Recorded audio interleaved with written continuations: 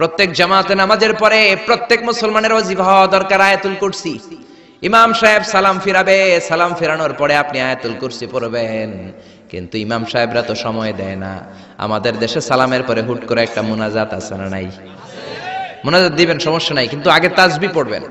আমাদের দেশে এরকম আসসালামু আলাইকুম, আসসালামু আলাইকুম রাহমাতুল্লাহ, আমিন, ইয়া আরহামার রাহিম, শেষ। তো আপনি কি চাইলেন আল্লাহর কাছে? কি চাইলেন? আমিন ইয়া আরহামার রাহিমিন। এত কম সময় কেন তোমার? জি বাংলা দেখতে তো তোমার সময় পাওয়া যায়, স্টার জলসা দেখতে সময় আছে, কিরণমালা দেখতে সময় আছে, বিপিএল এর খেলা দেখার সময় আছে, আইপিএল এর সময় আছে, আইসিসির সময় আছে, খুলনার সাথে কুমিল্লার ফাইনাল খেলা ওইটা দেখারও সময় আছে। কিন্তু আল্লাহর কাছে চাওয়ার সময় নাই। এক সাহাবী প্রতিদিন সালামের পরে দৌড় দিত, রাসূল বললেন এক ডাইক বসো, কই নবী কাজ আছে, কই বেটা বস, আল্লাহর কাছে চা, আমার কিছু চাওয়ার নাই। রাসূলকে কিছু চাওয়ার না থাকলে নুন চা বেটা, লবণটাও আল্লাহর কাছে চাও। তোমার পায়ের জুতা যদি ছিঁড়ে যায়, মুচির কাছে পড়ে যাবা, মুচির কাছে যাওয়ার আগে চাইতে হবে একজনের কাছে, তিনি কে? আল্লাহ। এজন্য প্রত্যেক ফরজ নামাজের পরে তাসবিহ পড়বেন। বিশ্বনবী তাসবিহ পড়তেন, এগুলো মানুষ জানেই না।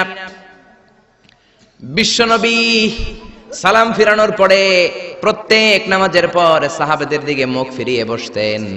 কিন্তু আমাদের দেশে শুধু ফজরের নামাজের পর আর আসরের নামাজের পর ইমাম সাহেবরা বসে, ঠিক কিনা?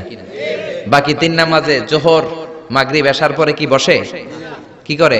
সালাম আলাইকুম, সালাম আলাইকুম, আমিন ইয়া আরহামার রাহিম, ঠিক কিনা? তো এত কম সময় কেন আপনার মিয়া? বিশ্বনবী ঘুরে বসে থাকতে পারেন, তাসবিহ পড়তে পারেন, আপনি কোন সলিমুদ্দি কোন কলিমুদ্দি হয়ে গিয়েছেন। প্রত্যেক নামাজের পরে মুসল্লিদের দিকে ফিরে বসেন।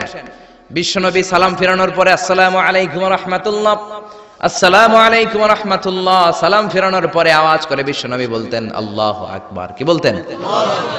নামাজ শুরু করছেন আল্লাহু আকবার, সালাম ফিরায় শেষ তখন আল্লাহু আকবার।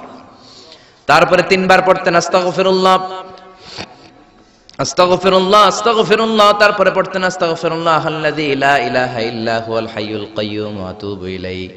তারপরে 33 বার সুবহানাল্লাহ, 33 বার আলহামদুলিল্লাহ, 34 বার আল্লাহু আকবার। আসরা নাই? আরেকবার নাই, প্রত্যেকটাই 33 বার শেষ করবে লা ইলাহা ইল্লাল্লাহু ওয়াহদাহু লা শারীকা লাহু লাহুল মুলকু ওয়া লাহুল হামদু ইউহয়ী ওয়া ইউমীতু ওয়া হুয়া আলা কুল্লি শাইইন কাদির। এটা পড়ার পরে বিশ্বনবী আয়াতুল কুরসি পড়তেন। এরপরে পড়তেন আল্লাহুম্মা আনতাস সালাম ওয়া মিনকাস সালাম তাবারাকতা রাব্বানা ইয়া যাল জালালি ওয়াল ইকরাম। এরপরে পড়তেন রাদিতু বিল্লাহি রাব্বা ওয়া